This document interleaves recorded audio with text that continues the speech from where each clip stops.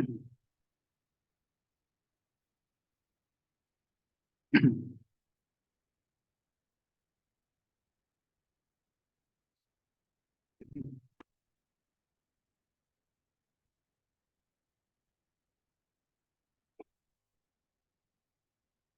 bismillahirrahmanirrahim.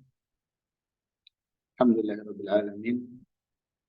Wassalatu wassalamu ala nabiyina Muhammadin khatamil anbiya'i wal mursalin wa ala alihi wa ashabihi wa man tabi'ahum bi ihsanin ila yaumiddin wa ba'du. Alhamdulillah, kita lanjutkan kajian kita dari pembahasan kitab At-Tibyan Syarah Adab Amalatul Quran, dan kita masih pembahasan tentang hal-hal yang berkaitan dengan bagaimana seharusnya seseorang itu membaca Al-Quran, mengambil manfaat dari yang dibaca dengan memperhatikan makna-makna yang terkandung di dalamnya. Kita masih di halaman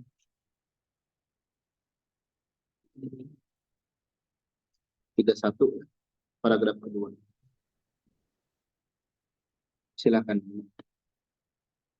Ya, silakan Ustazah Umu Ghifari. Nah, Ustazah. Assalamualaikum warahmatullahi wabarakatuh, Ustaz.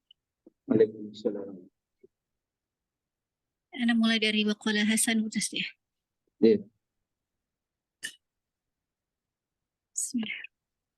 Waqala al-Hasanu nazala al-Qur'anu yutadabbaru wa yu'mala bih fattakhadhu Nazala al-Qur'ana nazala al-Qur'ana liyatadabbaru wa yu'mala bih fattakhadhu tilawatuhu amalan. fattakhadhu tilawatahu amalan. Berkata Al-Hasan bahwa Al-Quran diturunkan untuk Allah menurunkan Al-Quran untuk ditadaburi, untuk dipahami atau ditadaburi dan beramal dengannya. Namun manusia menjadikan amalan itu sekedar membacanya. Falaisa syai'un anfa'a lil 'abdi fi ma'ashihi wa ma'adihi wa aqraba ila najatihi min tadabburil Qur'ani. Maka tidak ada sesuatu yang lebih bermanfaat bagi seorang hamba di dalam kehidupan di dunianya dan tempat kembali atau kehidupan di akhirah, wa aqraba ila najatihi, dan menjadikannya lebih dekat kepada keselamatan dari mentadaburi Al-Quran. Wa italatit ta'ammuli wa jam'il fikri ala ma'ani ayatihi, dan merenungkan atau memanjangkan waktunya untuk memahami Al-Quran dan memfokuskan pikirannya terhadap makna-makna yang ada di dalamnya. Fa innaha tutli'ul 'abda ala ma'alimil khairi wasyarri bihadzafirihima. Makna-makna Al-Quran itu akan ditampakkan kepada seorang hamba untuk mengetahui kebenaran dan keburukan dan rincian-rincian keduanya. Wa ala turuqatihima wa asbabihima wa ghayatihima wa samaratihima wa mali ahlihima, dan juga wa ma'ali, bukan mali, wa ma'ali ahlihima, dan juga terhadap jalan-jalan di antara jalan kebaikan dan keburukan, penyebab-penyebab keduanya dan akhir dari keduanya, dan buah dari keburukan dan kebaikan terhadap harta dan Enggak, bukan hal itu, bukan harta. Apa udah? wa ma'ali ahliha, dan kembali, dan tempat kembali Tempat kembali dan tempat kembali dari atas pelaku. keburukan dan kebaikan. Hmm. Watatullu fi yadihi mafatiha kunuzis sa'adati wal ulumin nafi'ati, dan meletakkan di kedua tangannya kunci-kunci kebahagiaan dan pengetahuan yang bermanfaat. Wa tusbitu qawaidal imani fi qalbihi, dan meneguhkan pondasi keimanan di dalam hatinya. Wa tusyayyidu bunyanahu wa tuwattidu arkanahu, dan menegakkan bangunan-bangunan dan mengokohkan tiang-tiang penopang keimanannya.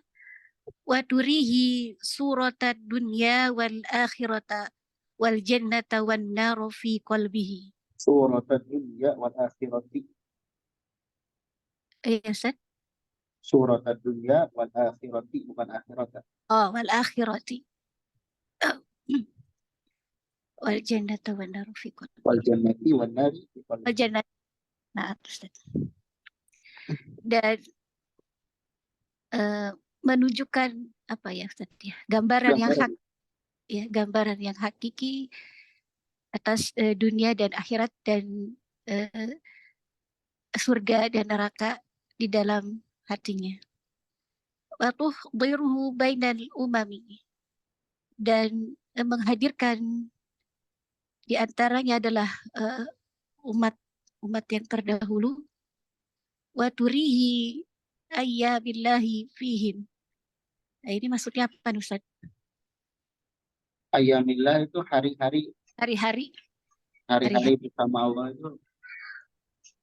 Oh ya, menampakkan hari-hari Allah di dalamnya. Wa tubassiruhu mawaqi'al ibrah, dan memberikan juga gambaran tentang tempat-tempat ibrah. Jadi makna dari ayat-ayat Al-Quran tersebut bisa menggambarkan di mana adanya tempat-tempat yang bisa diambil ibrah. Wa tusyhidu 'adlallahi wa fadlah, dan menyaksikan keadilan Allah dan karunia-Nya. Wa tu'arrifuhu dzatahu wa asma'ahu wa sifatahu wa af'alahu, dan mengetahui zat dan nama-namanya dan sifat-sifatnya dan perbuatan-perbuatannya. Wa ma yuhibbuhu wa ma yubghiduhu, dan apa-apa yang dicintai dan juga dimurkai olehnya. Al-siratahul musila ilaihi, dan jalan-jalan yang menghantarkan kepadanya. Wa ma lisalikihi ba'dal wusuli wal qudumi alaihi, dan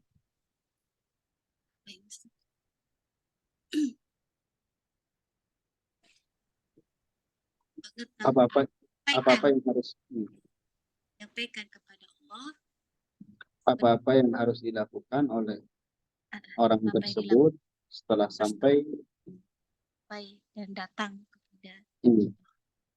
wa qawati'at tariqi wa afatiha, dan yang memutus jalan-jalan atau penghalang atau penyakit-penyakit dalam perjalanan kepada Allah Subhanahu wa taala. Baik, kita lihat dulu ya mananya. Di sini Hasan Al-Basri rahimahullah taala mengatakan bahwasanya Allah Subhanahu wa taala menurunkan Al-Qur'an untuk ditadaburi dan untuk diamalkan. Untuk ditadaburi dan untuk diamalkan. Tapi manusia malah menjadikan amalannya itu hanya sebatas membacanya saja.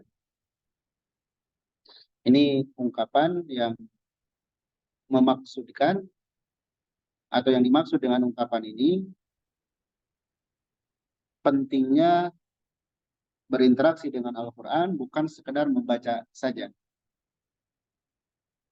Tapi tidak juga kita menyepelekan membaca. Ya. Jadi bukan maksud di sini menyepelekan membaca. Membaca Al-Quran itu amalan yang mulia, bernilai ibadah, banyak keutamaannya, pahalanya besar. Tapi tidak cukup Al-Quran itu sekedar dibaca saja. Maksudnya, ketika kita sudah diberikan taufik hidayah oleh Allah Subhanahu wa taala, bisa membaca Al-Quran, menghafal, maka tingkatkan. Tingkatkan dengan apa? Dengan menadaburinya dan mengamalkan. Tingkatkan dengan menadaburinya dan mengamalkan. Baru interaksi kita dengan Al-Quran akan maksimal. Ya, kita akan mendapat kebaikan yang banyak. Karena apa? Jika Al-Quran hanya dibaca saja, tidak ditadaburi dan tidak diamalkan, itu sangat mungkin orang itu terkena laknat oleh Al-Quran. Misal ada orang yang baca Al-Quran, bahkan hafal, tapi di waktu yang bersamaan dia berbuat kesyirikan, berbuat hal-hal yang mengundang murka Allah Subhanahu wa taala. Karena tidak dipahami dan tidak diamal. Maka Al-Quran nanti di akhirat yang semestinya jadi pembela malah menjadi penuntut. Dan ini hal yang merugikan orang itu. Maka bagi kita, hendaklah kita meningkatkan interaksi kita dengan Al-Quran. Setelah membaca, kita tambah dengan menadaburi dan mengamalkannya. Baik. Lalu kata Syaikhul kita,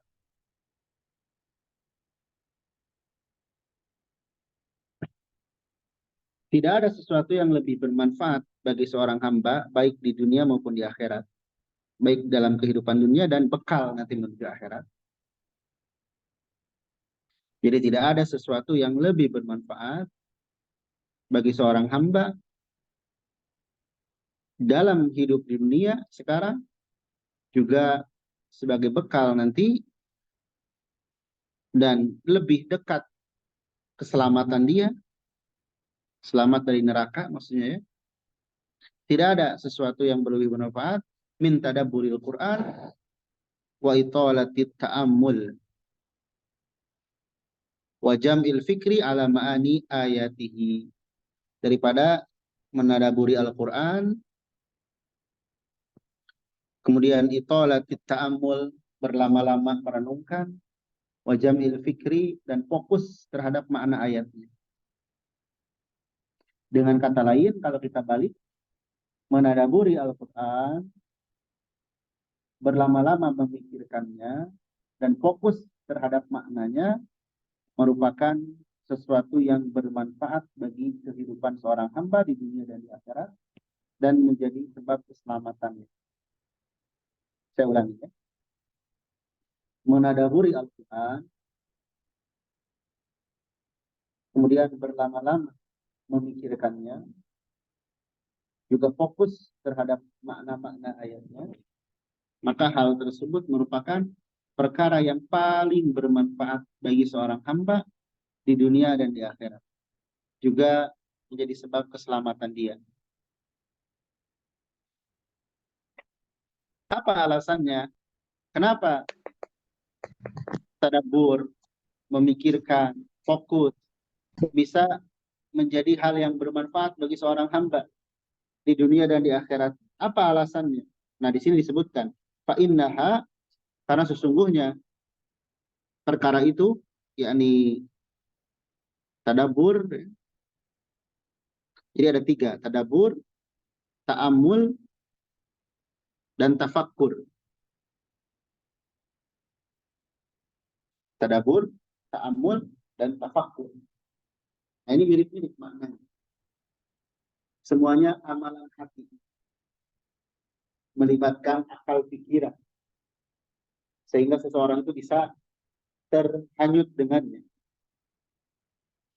Karena aktivitas menadaburi Al-Quran, memikirkannya, merenungkannya, akan menghantarkan seorang hamba kepada petunjuk kebaikan dan keburukan serta rincian semuanya. Ya, akan menghantarkan dia, akan memberitahu dia terhadap kebaikan dan keburukan dan rincian. Nah, di sini berarti faidah tadabbur. Ya. Faidah tadabbur. Nah, ini. Ya.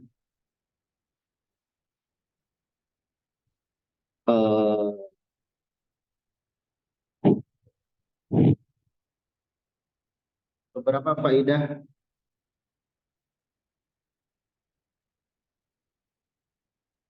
dari tadabbur, ta'amul, dan tafakkur.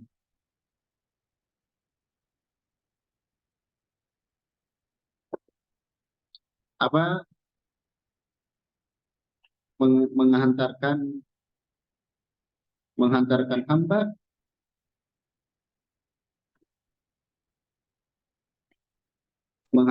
hamba pada petunjuk-petunjuk kebaikan dan keburukan.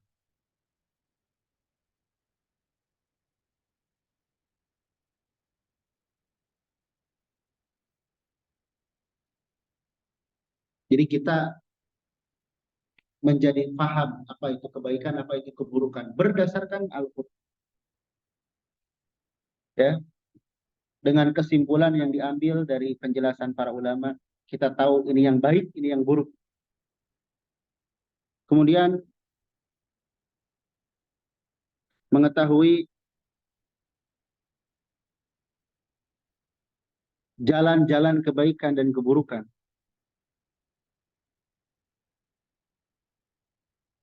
Jalan-jalan kebaikan dan keburukan.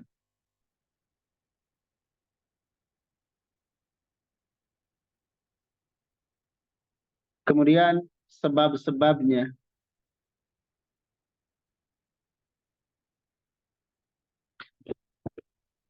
Makanya pola hidup orang yang sering merenungkan Al-Quran dengan yang tidak pernah itu beda, akan beda. Tujuan hidup dia akan beda. Karena terbimbing oleh wahyu. Dia akan tahu jalan-jalan, sebab-sebab, kemudian tujuan-tujuan.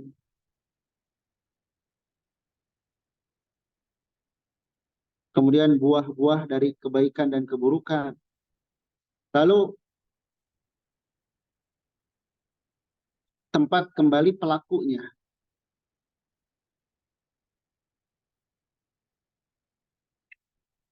Pelaku kebaikan di mana, pelaku keburukan di mana, dia akan tahu. Kalau orang yang menadaburi Al-Quran.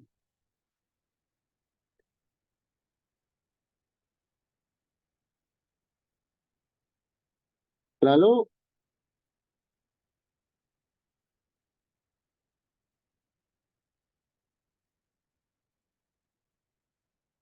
wa tatulu fi yadihi mafatiha kunuzis sa'adati wal ulumin nafi'ah. Ya. Tersimpan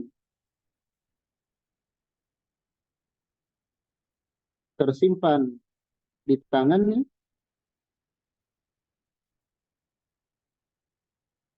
kunci-kunci gudang kebahagiaan.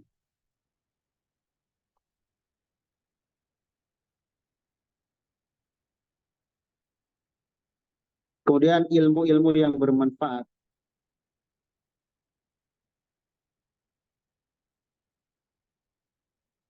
Iya, semua informasi tentang kebahagiaan ada di dalam. Semua informasi tentang ilmu itu ada di dalam Al-Quran. Ya. Kemudian menjadi kokoh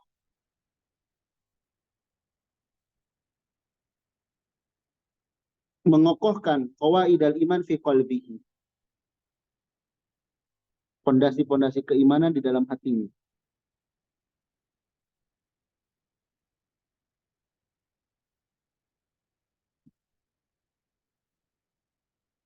Kemudian menguatkan bangunannya dan sendi-sendinya.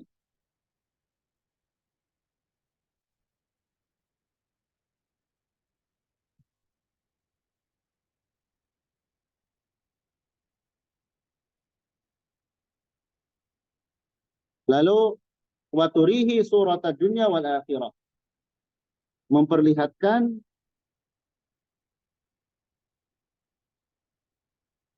gambaran dunia dan akhirat.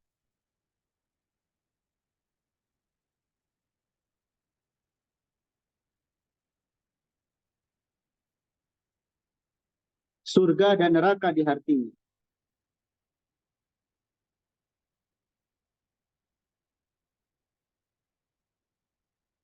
Iya, coba kita seperti ada ayat tentang surga, kita lihat bagaimana keadaan surga, ada apa di dalam, begitupun neraka.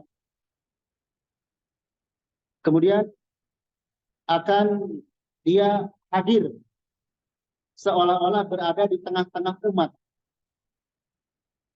berupa kisah-kisah. Dia akan mengetahui kisah-kisah. Kemudian ayyamillah, hari-hari Allah. Maksudnya bagaimana dulu Allah bertindak kepada umat-umat terdahulu yang sudah lalu. Atau perjalanan hari yang akan dilewati oleh manusia dengan luka-likunya. Lalu akan memperlihatkan kepadanya pelajaran-pelajaran. Kemudian keadilan Allah dan karunia-Nya. Kemudian bagaimana dia akan dikenalkan tentang asma Allah dan sifatnya. Dan apa-apa yang Allah cintai, apa-apa yang Allah benci. Jalan menuju Allah. Dan apa yang harus dilakukan ketika berada di jalan itu. Juga penghalang-penghalang dari jalan. Ya. Namanya juga Al-Quran, kitab petunjuk. Segala sesuatu, kebaikan dunia dan akhirat ada di dalamnya. Tinggal bagaimana kita mengkaji kitab tersebut. Ibaratnya kita punya buku panduan lengkap terhadap sesuatu perkara. Kalau kita antara orang yang mengkajinya dengan serius, dengan yang tidak membacanya, akan beda hasilnya. Misalnya ada panduan membuat makanan. Dia pelajari betul-betul dengan yang asal-asalan. Akan beda dari cara prosesnya, apalagi nanti hasilnya. Nah, begitupun dalam hidup. Orang yang memperlakukan Al-Quran sebagai panduan hidupnya, membacanya, ya, dan lain sebagainya, akan beda dengan orang yang biasa saja. Karena dari itu, penting bagi kita untuk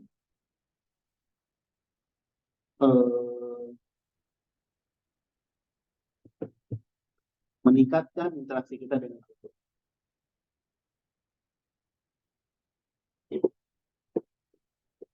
Baik. Teruskan. Wa tu'arrifuhun nafsa wasifatuha mawufsidatil a'mali wa musahihatiha. Dan juga dengan mentadaburi Al-Quran, seseorang bisa mengetahui sifat jiwa dan sifat-sifatnya, perusak-perusak amalan dan pembenar-pembenar amalan. Wa tu'arrifuhu tariqu ahlil jannah wa ahlin nari wa a'malihim wa ahwalihim wa simahim. Dan juga mengetahui jalan penduduk atau jalan-jalan penduduk ahli atau surga dan penduduk neraka, dan amalan-amalan mereka dan keadaan-keadaan mereka dan sifat-sifat mereka. Wa maratiba ahli sa'adati wa ahli syaqawati, dan mengetahui juga tingkatan seseorang yang berbahagia dan yang celaka atau sengsara. Wa aqsamal khalqi, dan pembagian-pembagian makhluk, wajtima'ahum fima yajtami'una fihi waftiraqahum fima yaftariquna fihi, dan juga bersatu dan yang enak. Dan kapan mereka bisa bersatu di dalam apa-apa yang bisa bersatu di dalamnya, dan perpecahan kapan atau di mana mereka tercerai-berai di dalamnya. Baik. Lanjut Ustaz. Sebentar. Nanti faidah ini sangat panjang sekali. Kita lihat.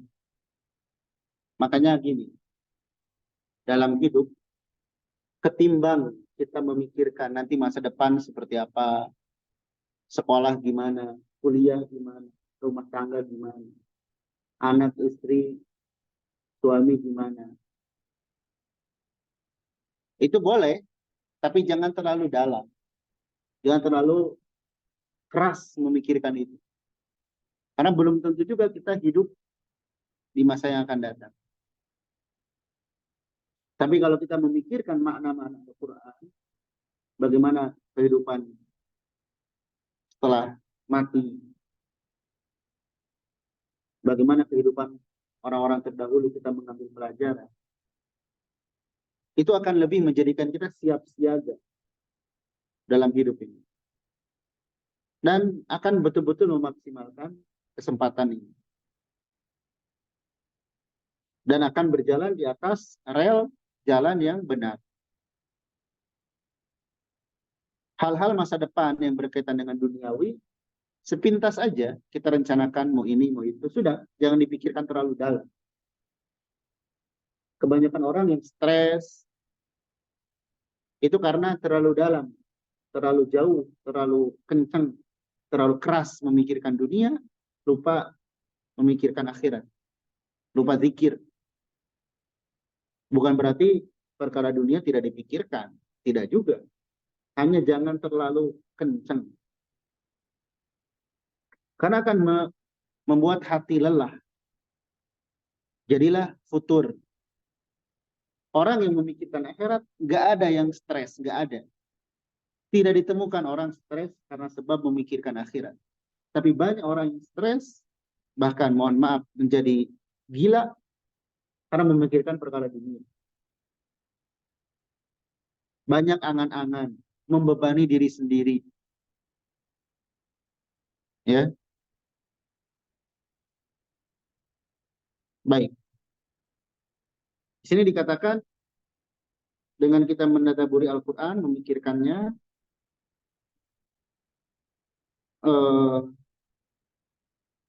akan bisa mengenalkan diri dan sifatnya.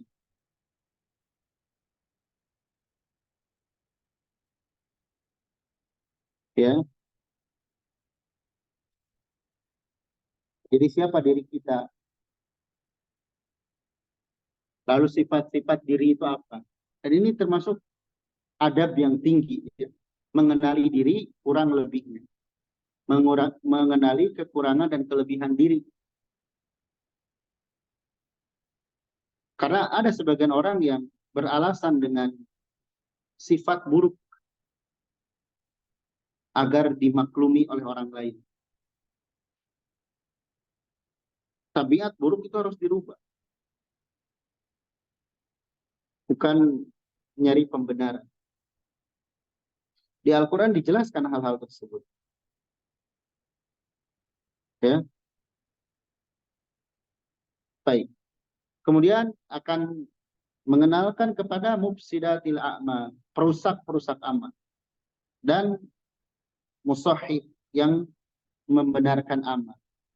Artinya amal itu jadi sah, diterima jika seperti apa. Kemudian akan dikenalkan juga jalannya ahli surga dan ahli neraka. Bagaimana ahli surga itu perjalanan? Sebab amal-amalan mereka itu seperti apa? Ya.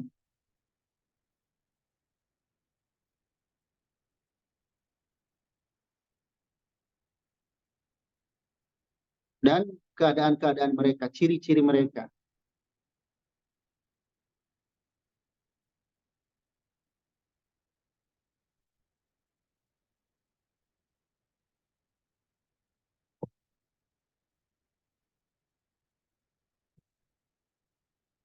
Baik. Kemudian kita juga akan mengetahui tingkatan ahli orang-orang yang bahagia itu seperti apa. Orang-orang yang celaka. Di surga itu ada tingkatannya, di neraka pun sama. Ada di Al-Quran. Kemudian pembagian-pembagian makhluk. Ada yang jahat dan kebanyakan yang jahat. Kemudian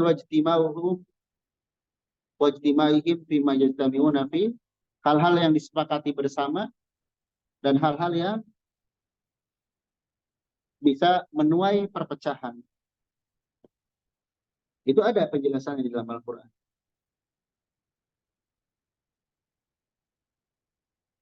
Maka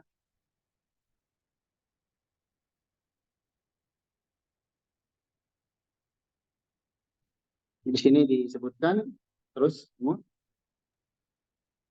Wabil jumlati tu'arifuhu robba al-mada'uwa ilaihi.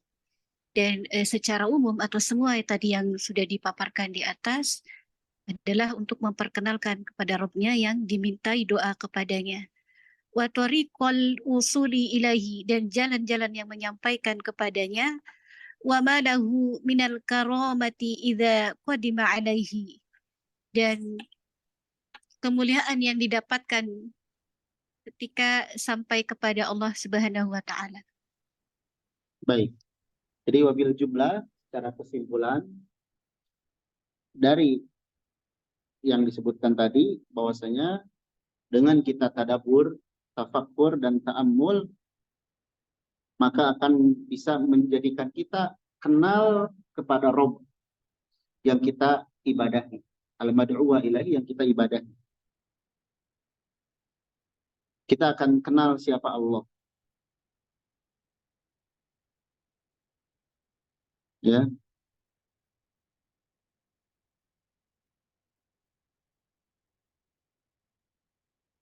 Kemudian kita kenal bagaimana thariqul wusul ilaihi. Jalan supaya sampai kepada Allah, keriduannya. Yang sampai kepada Allah itu hati kita, amalan kita.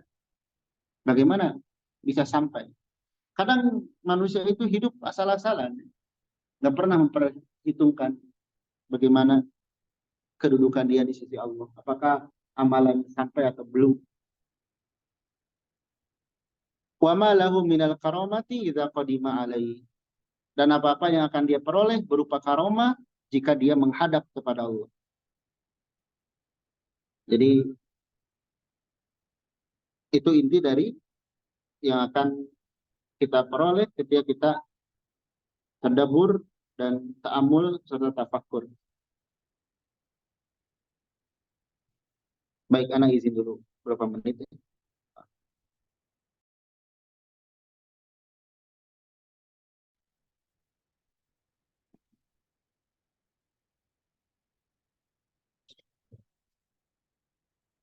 Ya, silakan.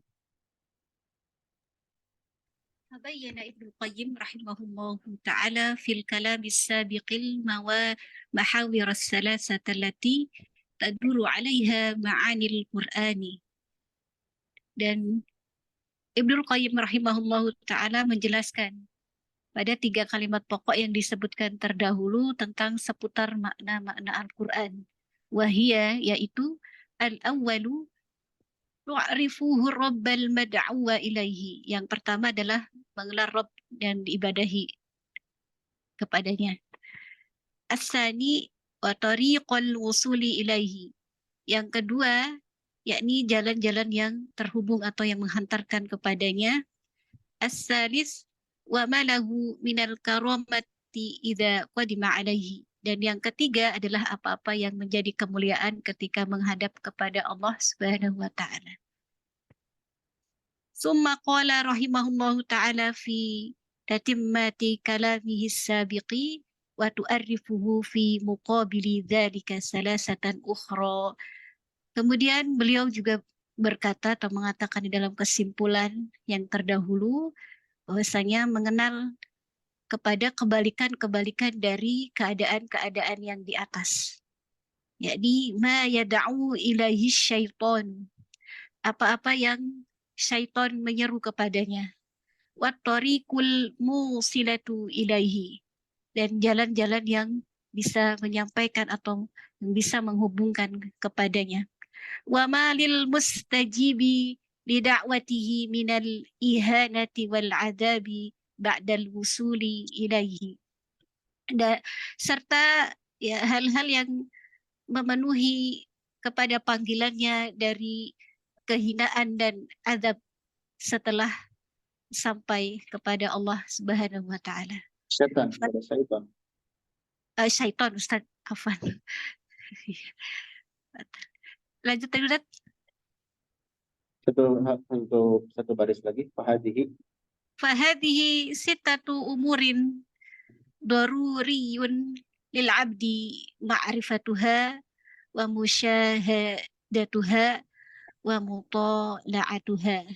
Dan inilah 6 perkara yang penting bagi seorang hamba untuk mengenalnya, menyaksikannya dan menelaahnya.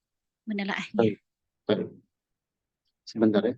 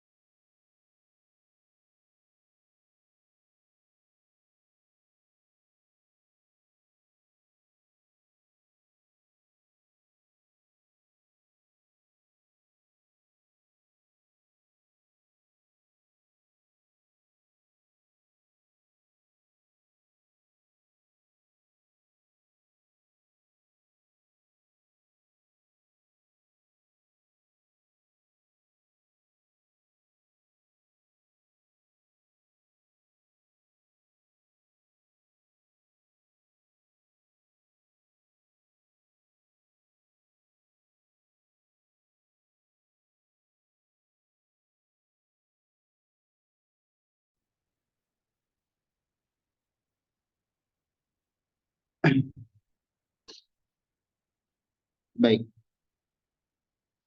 Jadi Al-Imam Ibnul Qayyim menjelaskan, menyimpulkan dari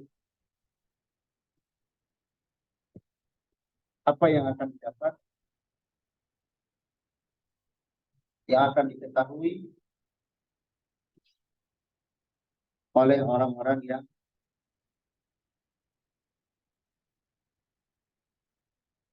menadaburi, memikirkan makna-makna Al-Quran. Ya. Jadi buah pokok, buah terbesar dari menadaburi,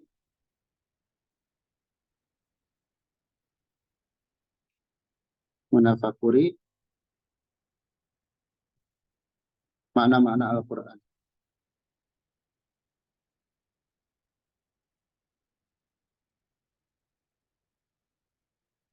Ada 6. Ya.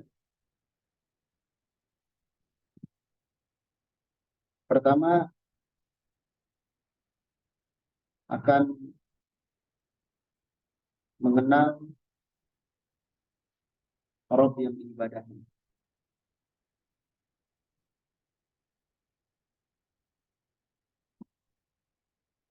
Kedua, akan mengenal jalan agar sampai kepadanya.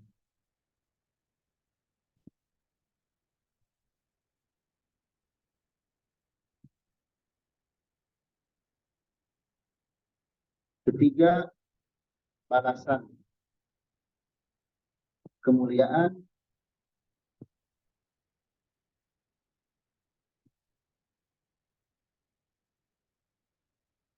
ketika menghadap kepada.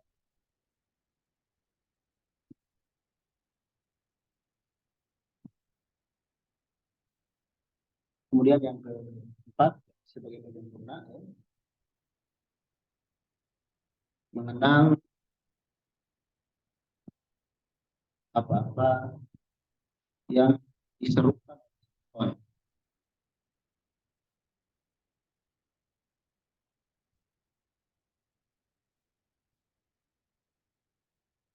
Jadi syaitan itu apa saja perangkap-perangkap mereka, apa saja tipuan-tipuan mereka. Kemudian mengenal jalan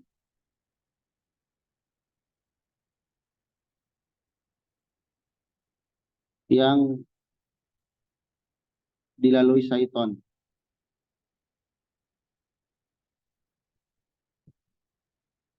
Kemudian yang terakhir,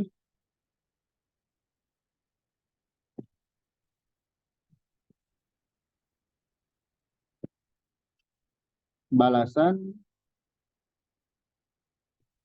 bagi yang mengikuti seruan syaitan,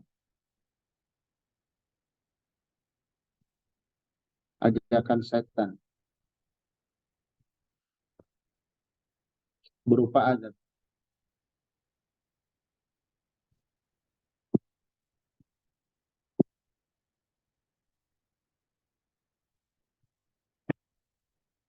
Nah, ini kunci dari atau buah ketika seseorang itu menadaburi Al-Quran. Dengan kata lain, ini perkara yang penting diketahui. Maka dikatakan di sini,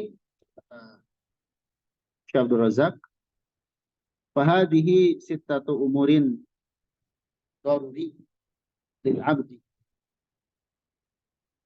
Maka ini merupakan 6 perkara yang daruri. Apa itu daruri? Daruri itu sangat butuh dan bahaya kalau tidak. Itu daruri. Daruri itu nisbah kepada darurat. Ya, nisbah kepada darurat.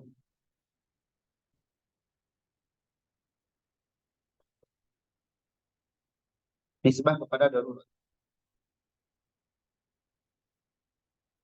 Jadi kalau kita tidak mengetahui ini, itu bahaya. Sangat butuh. Jadi 6 perkara ini daruri bagi seorang hamba. Daruri untuk mengetahuinya. Harus diketahui. Kemudian menyaksikannya dan mentelaah. Artinya targetkan dalam hidup kita ketika kita membaca Al-Quran, menadaburinya, sudah seberapa jauh kita mengenal dengan pencipta kita. Seberapa detail kita tahu jalan agar bisa sampai kepada keridhaan Allah. Dan seberapa yakin kita akan balasan yang akan kita peroleh ketika kita menghadap kepada Allah. Lalu seberapa kenal kita dengan musuh kita, yaitu syaitan. Apa jalan yang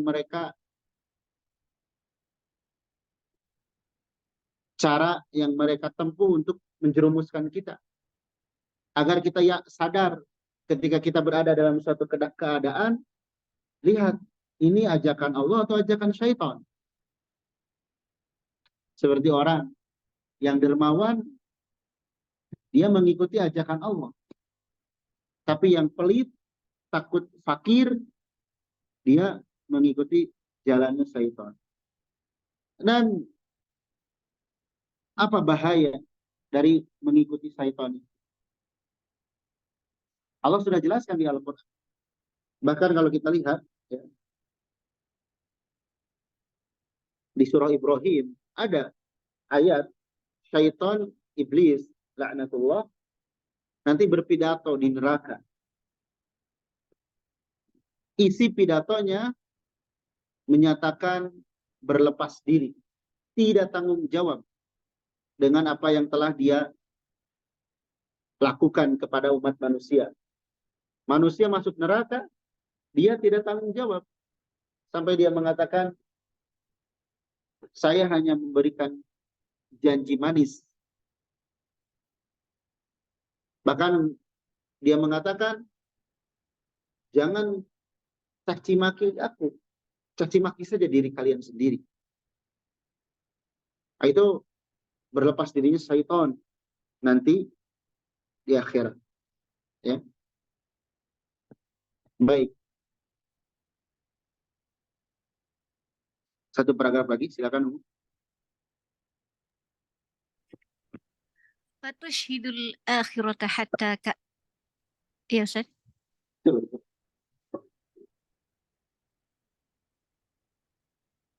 Fatushhidul akhirata fatushhiduhul akhirata hatta ka'annahu fiha.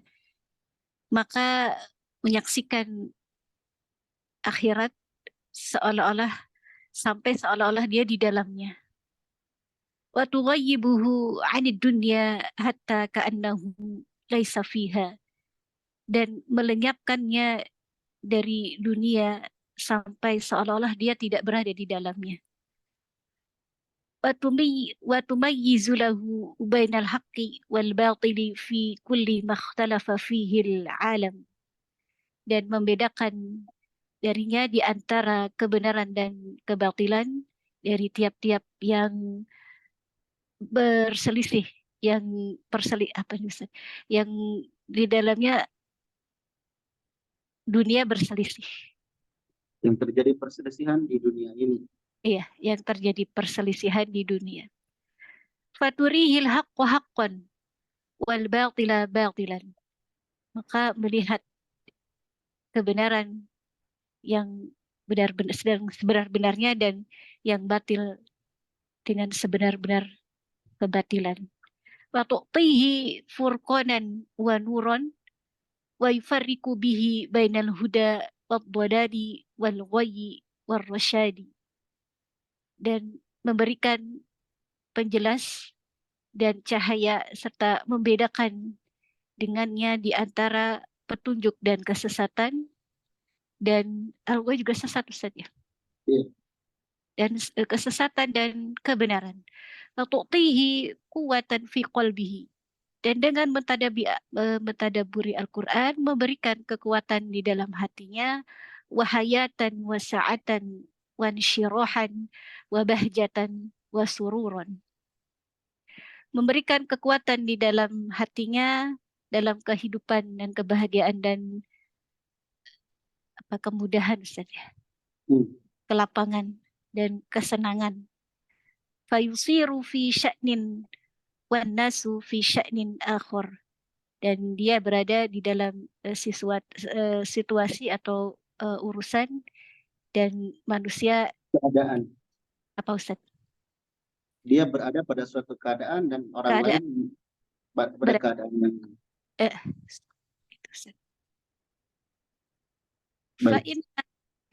cukup. Nah, Ustaz. Nah, ini diantara kesimpulan juga. Lihat, perhatikan. Orang yang menadaburi Al-Quran akan menjadikan dia menyaksikan akhirat. Seakan-akan dia berada di dalam, sampai kepada tahap itu. Karena dalamnya dia memikirkan. Seakan-akan dia sedang berada di akhirat. Ketika membaca ayat tentang surga, seolah-olah ada di depannya. Begitulah dulu Nabi, para sahabat. Kemudian ayat tersebut menjadikan dia seolah-olah hilang dari dunia. Seolah-olah hatinya itu sudah tidak ada kepentingan lagi dengan dunia, kecuali yang bisa mendekatkan kepada Allah. Kemudian dia bisa membedakan antara hak dan batil pada setiap perselisihan yang terjadi di dunia. Bisa ada filter, mana yang baik, mana yang buruk. Maka Al-Quran itu memperlihatkan kepada dia yang benar ya benar, yang salah ya salah. Tidak ada sama rabu. Ya. Kemudian dia memiliki furqan, pembeda, cahaya, bisa membedakan mana petunjuk, mana kesesatan, mana yang salah, mana yang benar. Kemudian memberikan dia kekuatan di dalam hati. Kekuatan dalam hati itu lebih besar daripada kekuatan dalam fisik. Dan kekuatan hati diperoleh dengan kita rajin ibadah. Sebagaimana orang yang kuat fisik dengan latihan.